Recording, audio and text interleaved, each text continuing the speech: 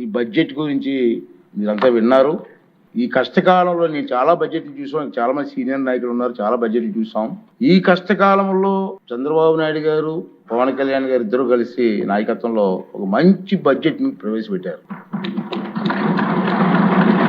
ఎందుకంటే కష్టకాలంలో మిగతా రోజులు వేరు, నష్టపోయిన రాష్ట్రంలో ఈ బడ్జెట్ గురించి ప్రతి ఒక్కరికి కూడా పూర్తి అవగాహన కావాలి. ఇక 2 రోజులు టైం ఉంది మనకి.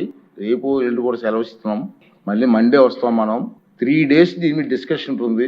మీకు అవగాహనతో, పూర్తి అవగాహనతో ఈ సబ్జెక్ట్ మీద మీరు ఇక డిస్కస్ చేయాలి. మనందరం కలిసి నష్టపోయిన రాష్ట్రాన్ని కాపాడడం కోసం ముఖ్యమంత్రి గారికి, ఉప ముఖ్యమంత్రి గారికి మన అందరం కూడా అండగా ఉండి ఈ రాష్ట్రాన్ని కాపాడుకోవాల్సిన బాధ్యత మనందరి మీద ఉందని మాత్రం మర్చిపోవద్దు. బాగా చదవండి. అందరికి అవకాశం ఉంది. 3 రోజులు టైం ఇస్తున్నాం బడ్జెట్ మీద మాట్లాడడానికి. మీకు అసెంబ్లీ అయిన తర్వాత బయట కూడా మీ కాన్స్టిట్యూన్సీల్లో సరళమైన భాష ప్రజలకు అర్థమయ్యే విధంగా ఈ బడ్జెట్ గురించి మీరు చెప్పవలసిన బాధ్యత మనందరి మీద ఉందని చెప్పి కూడా ఈ సందర్భంలో మీకు మనం చేస్తున్నానండి.